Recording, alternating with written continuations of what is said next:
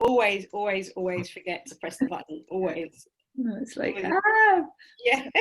No, it started. I forgot to press it. So it's still kind of, just give it 1 minute or so, and then I'm gonna introduce slowly. Just gonna get. Okay. Great, nice to see I recognize some names from the previous workshops. That's always really nice to see. Try and remember to have a look, because I don't usually, people say, oh, I was on the webinar, and I'm like, oh, I didn't see them. Great. Okay, so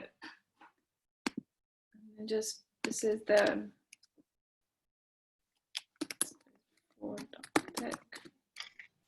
that's I've just shared the website for Space 4 if anyone's interested to find out more about what Space 4 is and what we do.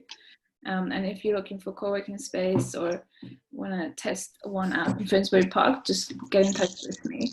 And that's Rosemary's coaching website. But I'll let you introduce yourself. So I'm going to say thanks to everyone for attending this webinar. I am recording this just to let you know, and I will be sharing it on our YouTube channel afterwards, so you can access it as well. And if you need access to these slides, then Rosemary will share those as well. And I will take some screenshots for social media. So if you don't want that, or if you mind that, let me know.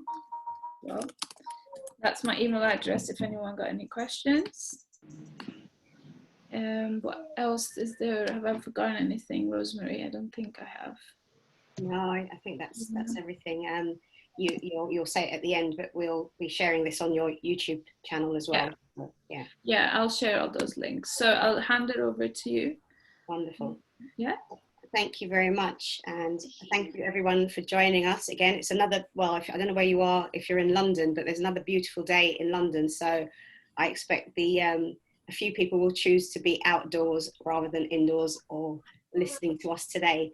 But thank you very much if you've made the time to come and join us, and I really appreciate you taking the time out of your day to be here.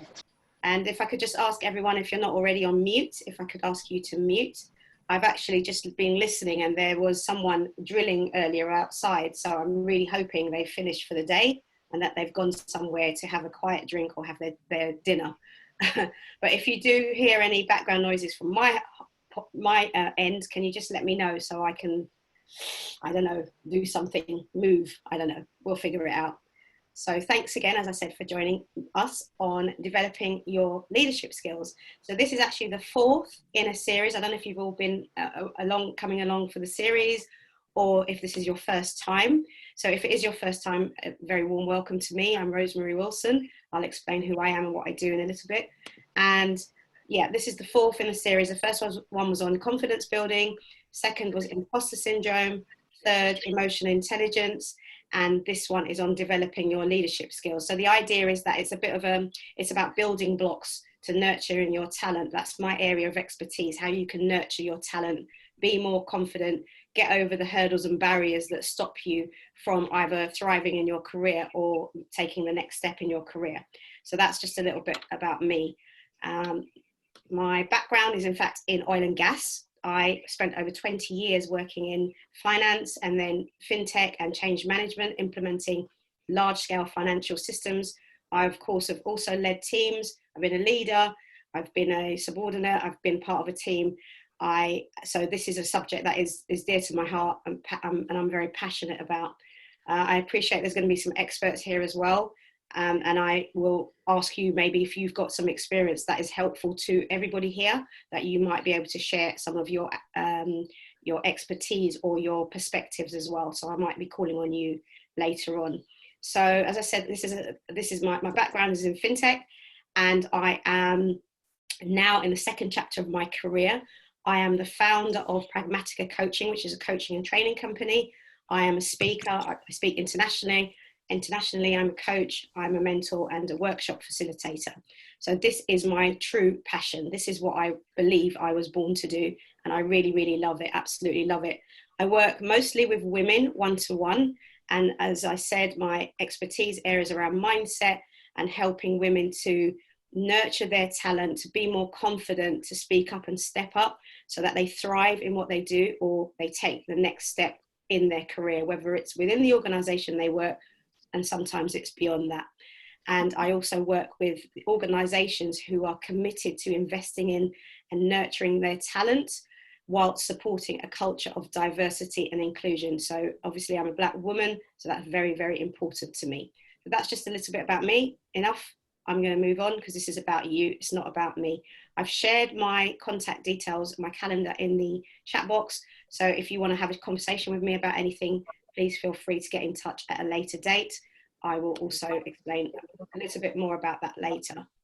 So today's session is obviously about developing your leadership skills. And what I'm going to be covering is qualities of a leader, why technical ability is not enough. It's not enough for you to just be able to do your job and be capable of doing your job from a technical standpoint. I'm going to be talking about leadership traits. So what are they? So this sits nicely with the qualities of a leader. You know, how do you use those traits to be a visionary, a motivator, and an influencer and get things done? And, you know, we live in a fast-paced society now. Even with COVID, we're still moving quite fast, quite quickly. We're still having to get things done.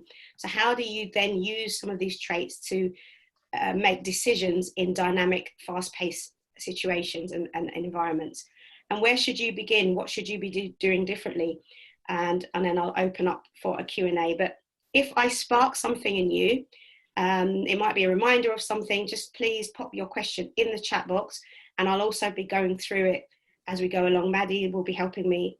She'll be checking if there's questions that are coming up. So I want to make it interactive, so I'm not just talking at you and talking to my screen, but talking to you. So I've got my glasses on. I don't normally have my glasses on to read the slides, but I might need them to read the chat box, so they'll be coming on and off as we go. So first off, getting you involved. What's your reason for being here? Why is this topic important to you? Or what would you like to get out of this session? You can answer one of them, all of them, but just be clear on what you're saying, because I'm reading the chat. So sometimes people put stuff in that's a little bit cryptic, so it's harder for me to translate.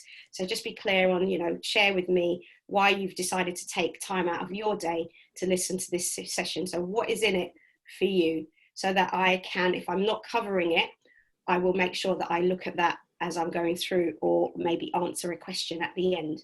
So if you can start popping your responses in the chat box, I will carry on for a second. So I'm very much about people. I am people-centric, you know. I am fascinated by human behavior, absolutely fascinated. And I've been studying it from a very early age, probably from, you know, I was 6 or 7. But now I'm much more well-versed at it and trained in understanding some of the ways to change human behavior. So I'm going to be focusing on the human side of leadership. I'm not going to be talking about frameworks and diagrams and you know, focal points of where your leadership, where you should sit in your organization. That's not what I'm going to be focusing on. I'm going to be focusing on the people side. I'm assuming that you know what you need to do your job, so that your technical ability to do your job is in place, so that I don't have to have that conversation with you. You know how to do your job. That's why you've been employed, or for your next step in your career, you know what you want to do, and you have some of the basics in that technical ability. And you're also open to learning. That's what I'm focusing on, that you're open to learning, or you are in the process of learning. So that's what I'll be focusing on today. So I'm just going to have a quick look about what you've said. Insights into leadership in general, tips on leadership skills. Okay. Okay. I like that. I'm interested to whether I have leadership skills, at least some. Everybody can be a leader. Everyone has the ability to be a leader. Software engineer by profession. I'm going to put my glasses on. A very nice experience with hypnotherapy, but that's another topic. Whoever's not on mute, if you could mute yourself, please. Thank you. I'm trying to look at you. I know this is kind of, but like more alternative. I am going to have to mute you, I think. There's quite a few of you. if I can ask if you can hear me, rather than me or Maddie having to mute you.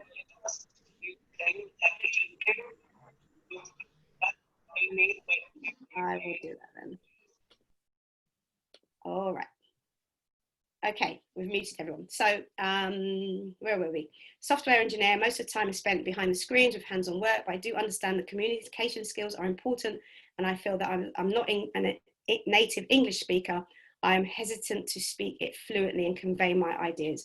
Okay, I'll get to that. We'll talk about communication, but there you might be coming from a different starting point because English is not your first language, so that might be a different session. Karen's just recommended having a session with me. Thank you very much, Karen. I really appreciate that. We had a great session earlier on during the week. So I'm a manager and need to improve my leadership skills beyond my technical abilities, which abilities are most important to start to improve. Okay, so I'm going to give you lots of tips around that. Obviously, there's a lot of information. There's that saying, eat the meat and leave the bones, or pick the good bits, pick the bits that work for you and leave the rest of it. Don't try and take everything I've said and think I'm going to run with it and then get overwhelmed. Just pick one thing that resonates with you, one or two things maybe, and then use those as a starting point. So I suggest that because I'm going to be giving you a lot of information. So that was my focus. I'm focusing on the human side, the people skills. And I love this, Lao Tzu, a leader is best when people barely know they exist. When the work is done, the aim fulfilled, they will say, we did it ourselves. So a leader is like that stealth-like character that gets in, creates the best out of you, manages to extract everything wonderful about you to achieve amazing outcomes. And then, but they empower you to think differently and to feel strong enough so that you do think you did it yourself. So that's what, if I translate that, that is what a leader should be doing, or well, a great, not should be, but a really good leader can do, has that in their ability. So, excuse my voice is a little bit croaky today. So who am I speaking to? So I think a lot of you in the room are probably leaders or aspiring leaders. So you might be in your leadership position or management position, they could be interchangeable, and you want to know what you could do differently. If you're an aspiring leader, where do you start? Or you can be someone who wants to just positively influence your team or who you work with. I always say you can be a leader without having leadership in your title. You can tell a person who's a natural leader, who has a desire to lead, by the language they speak and how they bring everyone in and around them. Bring everyone around them to really achieve the outcome. So we're going to start with the first poll. So as I said, I'm not here just to do work. You are going to do some work too. And I'm going to set off today's first poll, and which of these do you think is the most important leadership skill? Obviously, we could have a list as long as the day, as the year, 365 we could probably think of. But which of these here do you think is the most important leadership skill? So I just want to get an idea of what's going on for you, and that you can get an idea of what's going on for each other. And I know I've got some ideas on where I think this will go, but I'm always open to seeing what's different. Wonderful. Thank you very much for voting. I'll keep that running for a second, and I will come back to that in a second, and I will give you the outcomes. I'll share the results with you. So I did this session last week. This is about emotional intelligence. So again, if you are someone who wants to improve your skills around confidence, or maybe self-doubt, emotional intelligence and leadership, I really encourage you to go back and listen to the other sessions that I've run. So last week I did emotional intelligence, and these are the 5 key elements of emotional intelligence. I'm not going to go into detail on them now because that was last week, but the first is self-awareness. How aware are you of your behaviors and the outcome of those behaviors on yourself and the people around you? How much are you able to self-regulate? So to keep in check, or keep an eye out for those behaviors that are less helpful. So how do you self-regulate your emotions? Are you someone who gets angry, flies off the handle easily? Or are you someone that really brings people in with your calm response to situations and your ability to use your emotions in a positive way? Motivation, do you motivate yourself? Are you able to motivate yourself? Are you a good motivator for the team around you, the people around you? Is that something you're good at? What about empathy? How do you use your empathy skills when you're talking to someone and your initial thought is, oh my God, what is this person going on about? But instead of taking that into the conversation, you actually try and put yourself in that person's shoes and say, I'm going to be more empathetic with this person so I can understand what they're going through, so I can help them more. You know, where do you sit on that level of empathy? And your social skills, how good are you at bringing people in, building rapport, building trust, inspiring and helping people out, and then bringing teams together, bringing people together? How good are you? So that's the basis of that. And these are really key elements of your leadership skills. I'm just going to end the poll. Hopefully you've all finished voting. I love that works hard is not important at all. Love that. Fantastic. Thank you very much. So a true leader says you. Thank you very much. 42% of you, which is the majority here, says they are inspiring. A true leader inspires. So I just share the results with you, and then I'll carry on with that session. So thank you very much. Yeah, so works hard is not important, values is not important, and someone who speaks up is not important. That's quite interesting. And maybe the context of that is probably what's needed around speaking up and protecting others. So thank you very much for voting. Appreciate that. So let's talk about some of the characteristics of a leader.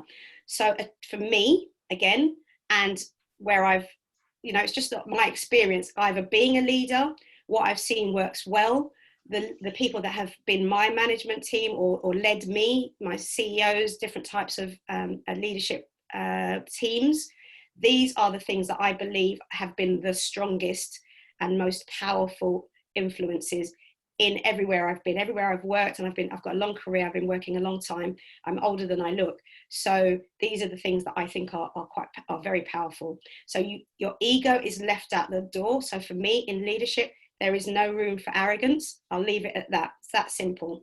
It's the we rather than a me show. So you are looking out at the collective. You're looking at what results can be achieved when we work together, rather than what's in it for me financially, emotionally, physically. You're more a team person. Even though you might be leading a team, you're looking at it as a collective. You're a troubleshooter, so you look for answers and the way through problems, so problem solver, rather than, oh my God, this has happened, why are we doing this again, this is terrible, finger pointing, blame game.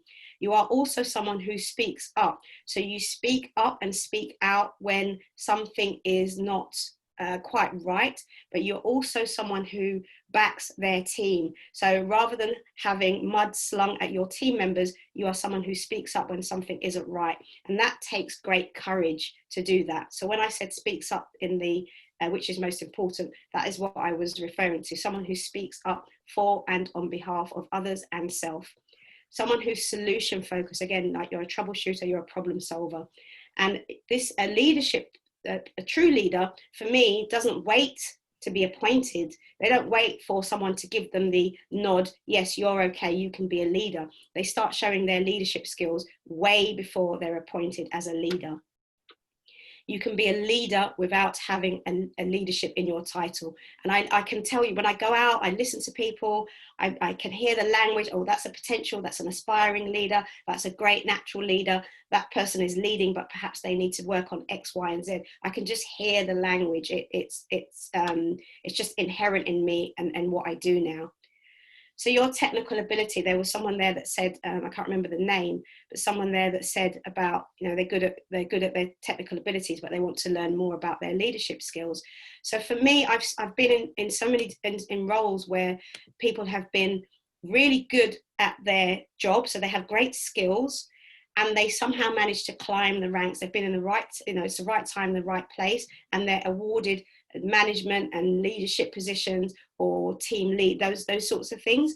And they're not necessarily ready for the role. So they're not assessed on their leadership qualities. They say, well, they're great at doing X, Y, and Z. So let's promote them. Let's give them more money and promote them. Let's give them the next step. And their leadership competencies are never tested or not tested. And they're basically promoted when they're not prepared or ready for the title.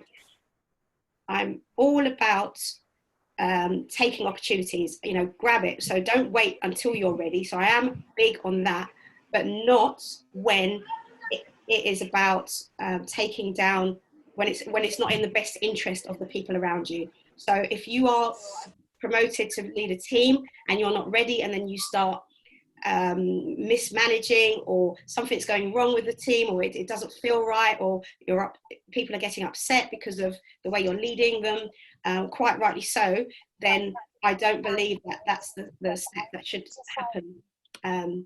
I don't think that's fair.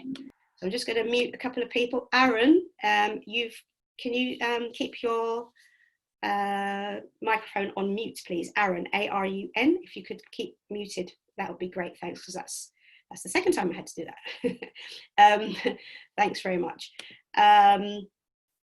So sometimes they're promoted when they're not ready. So as I said, I'm all a fan of opportunities, but not when it's at the detriment to others.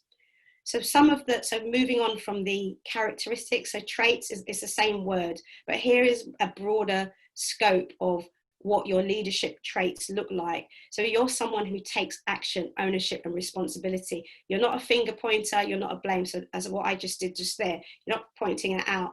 I could have quietly, effortlessly put the gentleman on mute, but I did say that only because I would prefer it not to happen again. So I had to weigh that up. That's the type of thing. So I'm taking responsibility for doing that, but I take action as well. And I'm taking ownership as the person kind of seeing the overview. So that's the type of thing I'm talking about. There's a real example. So someone who identifies the requirements and what needs to be achieved. And sometimes you look at sometimes it's the quickest path to get to where you want to be, but sometimes it's a longer road. And that's also, you weigh up what's best. Someone who establishes a plan to get from A to B to Z, creates effective outcomes, is respectful. If you are a leader and you want people to follow you, I think it's essential that you show respect to all of those around you, regardless of the level they are in your world or your organization. You're someone who responds to resource requests and challenges. So if you're on a project, you need to get something done. What do I need to do to make this happen? So you find the resources and you get through the challenge.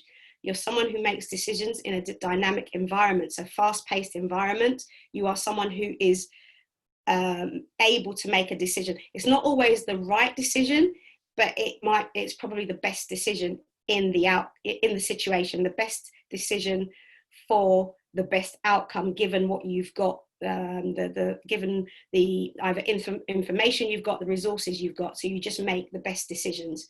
Someone who creates trust, that's really, really important for me anyway as well. And someone who's encouraging and empathetic. So they are some of the other traits. This list is not exhaustive, but this is where I was saying about, we're looking at, the leader is a visionary. They're thinking about the future, where we want to go. And they are someone who influences those around them, influences the situation, and then motivates, galvanizes people to come together and really do the bidding, do the asking. And also someone who's actually not afraid to get their hands dirty. For me, you don't have to do it all the time, but sometimes you have to get your hands dirty to understand what's going on. Rosemary, before you continue, someone asks question, Mm-hmm. Can everyone become ready for leadership with the right training, or are some people just not suitable to become leaders? So I'll give you some more information at the end. So I think everyone has the ability to learn to be a leader. Some people are naturally great at it. But for me as well, there's something around desire. If you do not have a strong passion or desire to be a leader, then I don't think it's necessarily the right thing for you. I'm happy to be challenged on that. I'm happy to be open on that. But if you can get all the training in the world, if your heart's not in it, then I don't think it's the best option for you. and your second part was, are some people just not suitable to become leaders? Some people could be, if you talk about the raw, kind of the person who's just out of studies, or just coming out of university, or just starting their working career, that's kind of the raw material, as it were, as a human. You can be trained, but again, if you do not have the desire to be a leader, then you may not become a really good leader if you don't have it, if your heart's not in it. So I do think that everyone has the capacity and capability, but as with anything, some people are just better at different things with any skill. It's just the way it is, and that's how we balance the world. So talking about, I hope that answers your question. Talking about dynamic environments. So we're moving, it's fast, you've got to make this decision, that decision. Sometimes you don't even have time to have lunch. You've just come out of the last meeting, you've got to make a decision on the next meeting or the next thing. You know, it's constant. And when you're under pressure, that can lead to stress. Now, for me, there are lots of elements that go with making leaders great, because they take the time to look after their stress levels, and they do not allow that to impact their behavior or the behavior of others. They either, they don't allow it to impact their performance as well. So they will carry out a task, so they will do. If it's too much, they can't do it, they will delegate, so they'll hand it off to a team member, or delegate upwards, defer to a later date, or delete it, say, well, I'm going to make a decision that does not need to be done. They also don't allow stress or pressure to impact their relationships. And for me, a true leader is the one that says, recognizes, I need some help and support. I'm not going to do this alone. I can't do this alone. I physically don't have the bandwidth, so I'm going to ask for help. So for me, a great leader has all these amazing qualities and they put them all together, and they're able to function better or do really well in fast-paced, dynamic situations. So that's the kind of signs and traits of the leadership skills, moving you into handling yourself and your team in fast-paced and dynamic environments. So through the leadership lens, again, these traits help you to be more balanced when the going gets rough, when it's not all easy, it's difficult. So you don't need to be, there's no need for aggressive tactics. So you are firm, you are fair, you are certain, but you're not aggressive. There's no bullying. There's no need for you to speak badly to someone or make them feel bad about what they've done or what they didn't do. You are handling the situation. You are using your leadership traits, all your balances, all your emotional intelligence to deal with the situation at hand. And some people need to be spoken to a little bit more firmly or in different ways, and some people need to be handled a little bit more gently. But you are a great leader, so you start to see how each person likes to be spoken to or communicated with. So you don't have to have these aggressive tactics. You're someone who acts with certainty. And when I say acts with certainty, you make the best decision in the circumstances. And sometimes it's not the right decision, but you are able to say, I've made this decision because, and you share the reasons why. Maybe it's internal, or maybe you speak it out, but you act with certainty. There's no kind of uncertainty around your behavior. You know why you're doing something. And if you're later on challenged at something, you know why you did it. But you'll say, oh, I made the wrong decision. I'll own it. I'll take responsibility. I'll take ownership of that. I'll do something differently next time. I'll learn from it. That's the type of person that is a good leader. They're open to if they do happen to make the wrong decision or something happens, they can step back and say, I need to do something differently. You are a really good communicator. So the person who's asking about how do I become better at communicating? So obviously I can't cover communication skills here, but you start to look at how you speak to people. How do they react to you? Do they misunderstand you? Do you often miscommunicate?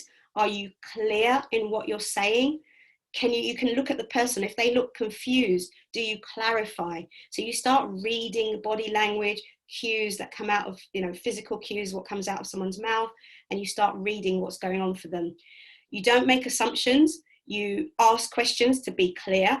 And if you do have to make an assumption, you will state them for clarity. So at the beginning of this session, I said, I'm working on the assumption that you all have the technical capability to be in the job you're in, the role you're in. So I'm making that assumption and I stated it. It may be there's people on here who don't have that technical capability, but that's the assumption I'm working on at the moment. And if you don't, that would be a different conversation. So here we are about communicating. So here's some few steps to talk about how you communicate as a good or great leader. So I really, really, really recommend you, if you are someone who doesn't communicate well, so English not being your first language, that's difficult because you've got to translate from one language to English and then to some, to the person in front of you. You got to look at the body cues.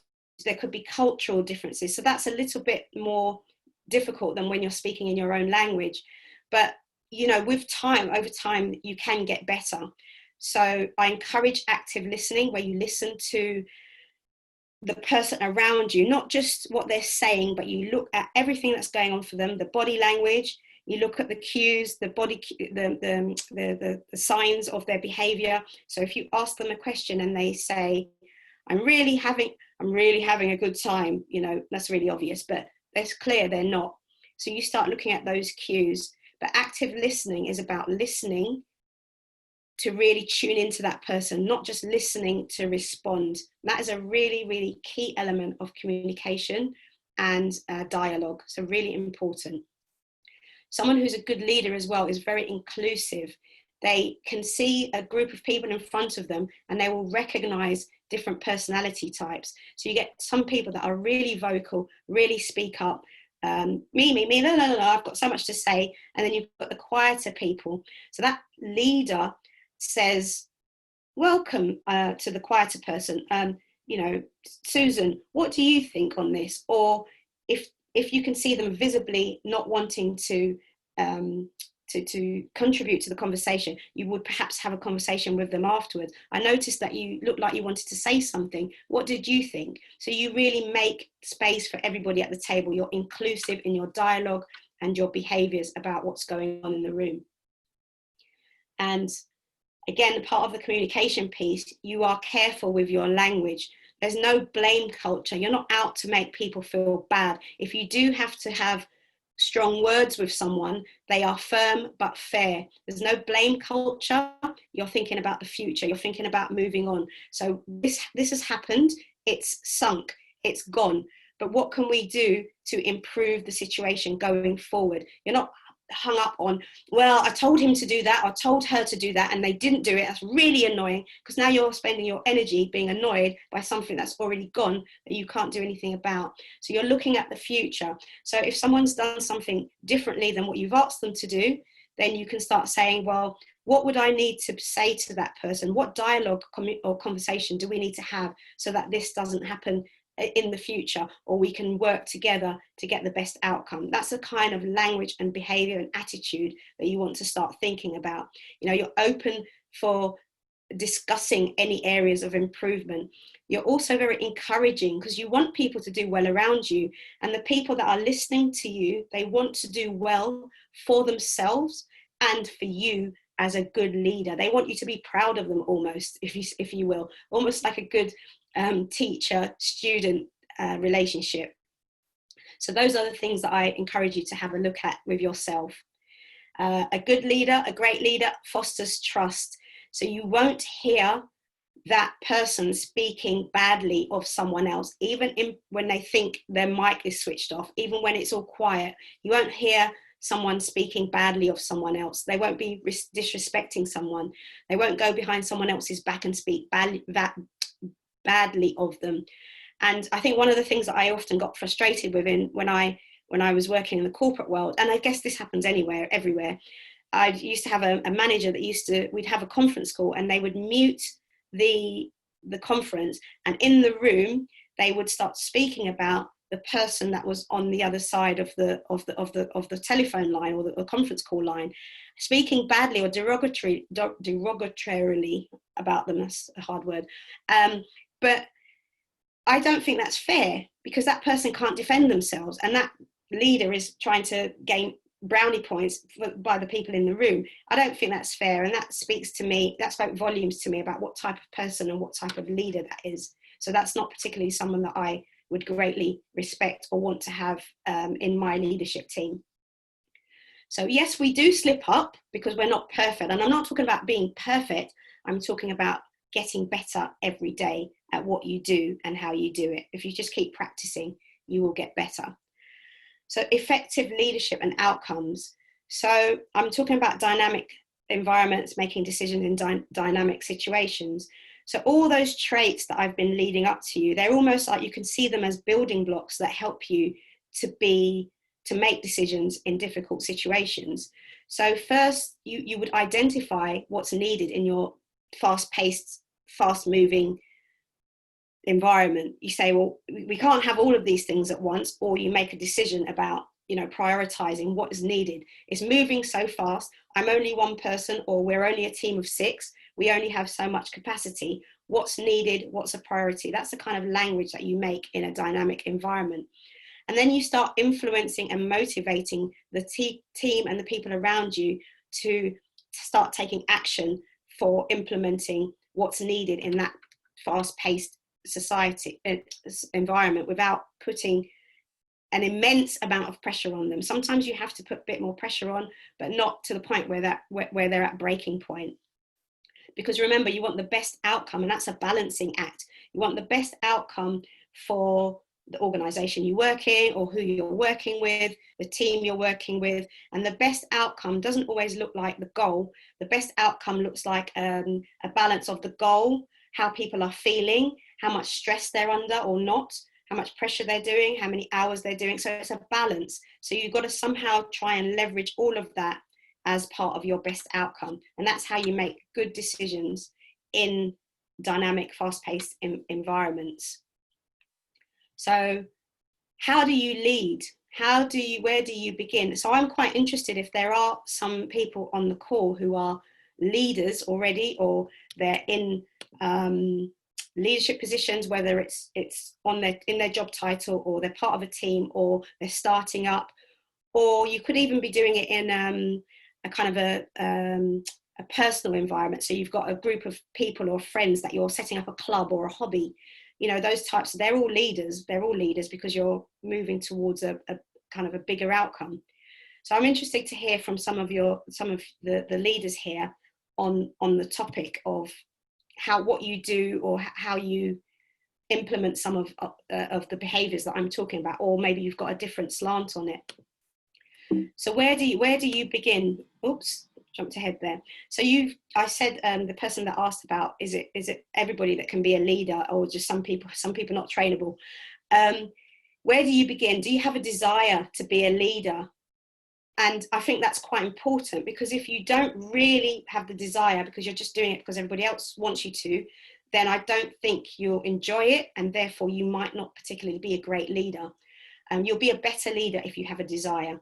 You're open to developing your leadership skills, either through experience. So if you're given the role and you start learning, so even if you're not quite ready, you recognize that you're not ready. So you start getting the experience on the job through your working environment, and you make mistakes, you answer them, you take responsibility, ownership, but then you grow.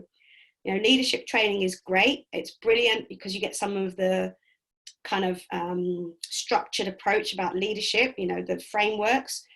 But I think when you walk away from the leadership training, if you don't put it into action, then it's quite difficult, can be quite difficult to retain.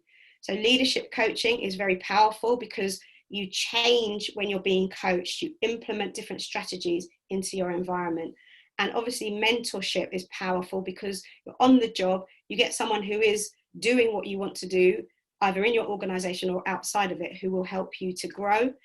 And you are also open to learning and growth. That is a great way to begin your journey as a leader, or to improve your journey as a leader.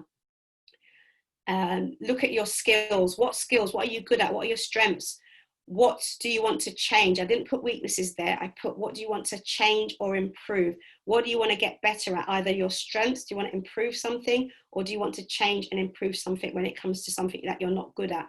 what's the first thing you could do when we talk about where to begin?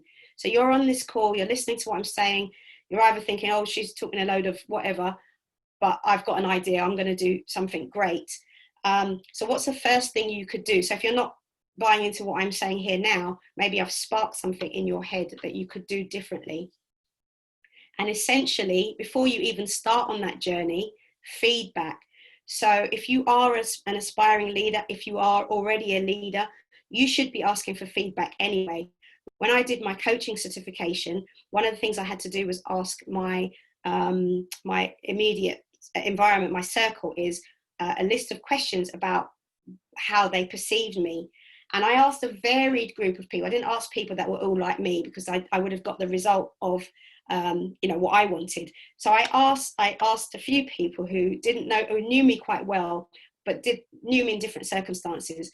And the feedback was amazing, because what I thought I was going to hear, some of it was similar, but other things came out that I was like, oh, I didn't really see myself as that. So I had a conversation around that, which was brilliant, because otherwise I would not have known that. So feedback is essential, and you must be open to it, even though it bruises your ego. Nobody wants to hear that they're not doing an amazing job, but it's so important if you want to change or improve and grow. So you kind of almost like, you want people to constantly tell you one or two things that they want you to improve on, so that you get used to getting constructive feedback, that it's not always 5-star, that you sometimes get 1, 2, 3 stars, and that you've got to work on it. And if you're in a leadership position, 360-degree feedback is essential. So that's where you get feedback from your management team, your peers, your colleagues, and maybe the team or people that you're managing. The 360 is important, because you get that kind of holistic whole picture. And remember that your feedback that you receive is about, it's about you improving. It's not to be taken personally. And the more feedback you get, it's almost like the harder your skin becomes. And then you stop taking it personally, and you improve, and then your feedback improves as well. Well, as in you get more 4 stars and 5 stars. So the feedback situation is about, so if you're not willing to ask people about what do they think of you, what could you have done better, what could I improve on, as leaders who don't listen will eventually be surrounded by people who have nothing to say. And do you want that? I don't know. I don't think you would want that. Because if people are too scared to speak up to you, I wouldn't want that around me. I want people to share with me what they think, what's going on for them. So I'm just going to have a quick look at the chat box. If there's any questions, that's quite long. I will have a look in a second. I'll read towards the end. Okay. Oops. Sorry, there's a couple of private messages there. All right, so where do I start was where I started with this question as well. It's really, really important to have a support system around you. So don't do it on your own. If you're supporting someone else, a team or other people, who's supporting you? No one is an island. You cannot do things on your own. You must ask for help. Have objective champions around you. If you're the type of person that doesn't want to ask anyone, or doesn't want to get people that everybody's busy, I don't want to ask them, I don't want to inconvenience people, that's the word I was looking for. You want them, please, can I call on you when I need it, when I need someone to help me or to run something by you. Make sure you've got those people around you, that they are wanting your success as much as they want for their own. So make sure you've got objective champions fighting for you. It doesn't have to be lots of them, but 2, 3 people that you can turn to will help you to be a better leader. And make sure you take the time, space and place to share or offload whatever's going on for you, and get external support if need be. So whatever that looks like, whether it's going to a group coaching session, a one-to-one coaching session, I don't know, a counselor if you need it, it's like a therapist, but anything that you need, or external groups, external from your organization, make sure you get that. The great leaders, I've got my all-time favorite, Nelson Mandela here, Madiba, and I think great leaders, really good leaders, great leaders are hard to come by. They're like saints, you get one every, I don't know, a few thousand years. They're really hard to come by. and their qualities are exemplary. So the traits that I gave you speaks of someone who's absolutely perfect. It's really hard to have all those balanced traits. So you can aim for having the majority of them under your belt. You know, obviously, great leaders are effective with the results they achieve, whether it's in a work environment or outside of that. So if you think about the leaders that you respect, what are the qualities that you respect about them? What is it that makes you think you've got a wonderful leader? So bringing it all together, I've given you a lot of information. You know, I'm happy to have separate conversations, different conversations in different places, spaces, but choose one thing that I've said and change one thing. Ask for feedback. So these are the biggest points I'd like to bring out for you. Make sure you ask for feedback. So know where your starting point is. Where are your strengths? What do you want to work on? What do you want to change? And make sure you've got a really strong support network around you. So I'm going to go to the questions now, but I'm just going to give you, based on what I've said, I just want to ask you if there's anything there that has made you think I'm absolutely committed to doing something differently, or I don't know enough yet, I'm not sure, maybe that's a maybe, and no, I'm not doing anything differently because I'm all right, because I'm amazing already. So are you committed to changing one thing when it comes to developing your leadership skills? So whilst we're all thinking about that, I'm going to have a look at the questions. So I've just finished, so it was 45 minutes. I think I probably spoke for about 40 minutes because we started a little bit later. But I'd be interesting for those who are on the maybe cusp. What is your reservation? Is it that you don't know where to start? You don't know enough? You're not convinced? You think your leadership qualities are great already? I'd love to hear what your thoughts are while you're on the kind of on the maybe. So I'm glad there's a no's. So if you've finished already, I'm just going to go into the chat box and I'm going to have a little look at what you said. And in the meantime, I want you to start thinking about your questions, messages, and then I'll end the poll in a second. Oops. I jumped out of that. So there you go. I'm going to end the poll. So 84%, so the majority of you have said yes, you are committed to do something different. So yay, maybe, yay. That's wonderful. I'm glad there's no no's. Yay. So the maybes, if you could let me know what's your reservation, and then we can open up to the questions. So just so you know, here's my contact details.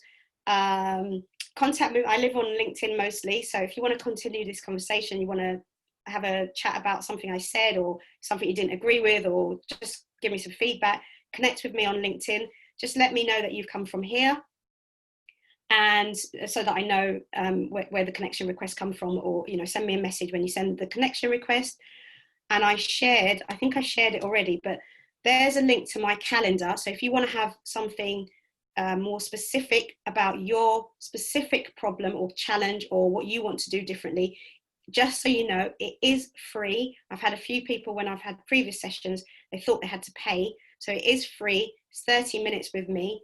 I'm not going to force you to work with me. If we fit and you want to work with me, you can find out how you can work with me one-to-one or what else I do. But I really do encourage you to have the 30-minute session with me. And thank you, Karen, for sharing that. So I'll just read out for you what Karen said. She said she really encourages you to have a session with me. It was great. She benefited from it greatly. She'll be working. I gave her some tasks, so they were really helpful. So I will give you work. So anyway, questions. Not about me anymore. What would make others want to support me? Aren't they busy dealing with their own goals? So this is about you fostering relationships. So choose the people who you're around.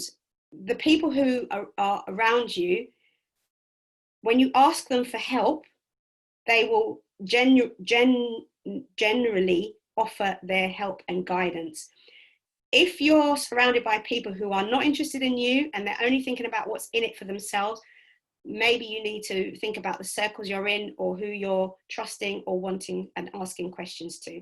So yes, there are lots of people out there who will give you their help and guidance if you only just ask. So be strong in yourself.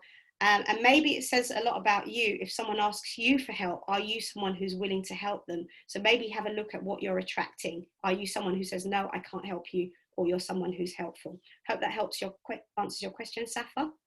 So the question was, what would make others want to support me? Aren't they busy dealing with their own goals? That's the question I just answered. Definitely can say I will establish a plan and make a decision. That's wonderful. Definitely agree with communication. Can I say I have leadership skills, or partially I have them? Of course you have your leadership skills. Of course you do. If anything that I've said, if you're a trusting person, if you're an inclusive person, you have leadership skills. They are all very basic, but they are all leadership skills. It's what you do with them that makes you a stronger leader. How do we lead people who have a stronger personality than us? So the personality type has got nothing to do with that. It's about communication. It's a two-way street. So you choose your language. So how do you lead people who have a stronger personality than you? So there's a whole thing going on there. So the question is, how do we lead people who have a stronger personality than us? It could be that the person has a stronger personality and you're actually daunted by that. You could be fearing or fearful of that personality. So you would have to examine that. Is that something going on? Because if you're doing something, if you're leading someone for the greater good and you show them that's what you're doing, you're showing them that collectively we're on the same page, we want the same outcome, then you don't have to tug at them. You don't have to drag them kicking and screaming. They will come along with you to get to the same outcome as you. So it shouldn't be a struggle. You do have strong personalities, but check in with them, have some more empathy with them, have some more open dialogue with them. Ask questions like, what can I do to support you? What would you like to see us change? If they're just resistant and hard-headed, then that might take a little bit more work. But happy to have a conversation with you about that separately, Sarah, as well. How do you inspire teammates who don't want to go the extra mile? So is there an extra mile? What's in it for them with that extra mile? Find out what's in it for them. That's a kind of a little carrot for them. Because again, we're collectively wanting to achieve the same thing. Are you asking too much of them with going that extra mile? You know, what can you do to incentivize them? So there's a few more questions coming in. Yeah, Christine says, I think there's definitely something around empowerment and there's definitely something around empowerment and enabling people to achieve what you need them to. Exactly. Give them their own tools. What's that saying? If you, I forget it, I can't think of it now. When you fish for someone, if you teach them how to fish, they will feed themselves for 1,000 years. Apparently my calendar link doesn't work, so I'm just going to check that. Just give me a second. Very sorry. I'm just going to pop away from the screen. Oops. Just here, and I'll pop it in the box. Otherwise, copy link. Here we go. Let's try this again. So I think that works, and I'll send it again to the group. I'm very sorry, I do apologize. I think I left something off. So that link looks like it works. So try that then again, please, everyone, if you want to book something in. Let me just check the time, 5 minutes. I'm reading.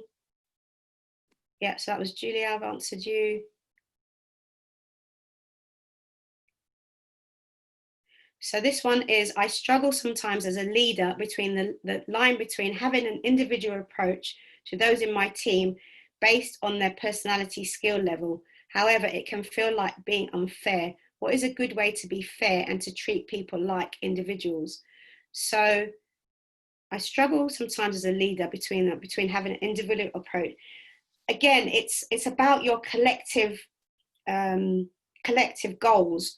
what is the team trying to achieve? Are we already on the same page? If we're acting differently, how do we get together and have that conversation about, you know, you could say something like, I understand that we have different personality types in the group, but ultimately, you know, go back to, we're all trying to achieve the same thing, and I want us to work together as a team.